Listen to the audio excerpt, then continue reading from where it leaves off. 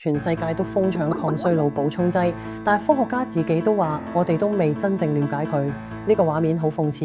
尿石素 A 一種腸道細菌代謝物，而家成為抗衰老界嘅新寵。但係 Fight Aging 咧直接講佢所有改善線粒體功能嘅補充劑入邊咧，呢樣嘢係研究得最唔透徹嘅一種尿石素 A 嘅故事。其實係你身體入邊細菌寫嘅，佢唔係你食落去嘅營養素啦，而係腸道微生物幫你消化某啲食物之後自然產生出嚟嘅代謝產物。佢嘅功能咧係幫你嘅線粒體對抗時間，清理老化失能嘅線粒體，等細胞可以更新更健康。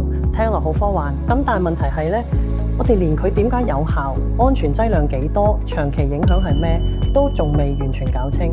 而家市面上已經有人將佢做成補充劑賣俾消費者，有人當佢係抗老神藥，有人當佢係新時代智商稅。真相科學家自己都未敢講。呢件事令我諗起一樣嘢，技術本身冇溫度，但係當佢開始修復衰老、延長生命嗰陣咧，就有啲人性。問題唔係我哋有冇技術，而係我哋有冇準備好用佢。尿石素 A 啊，或者係有效嘅。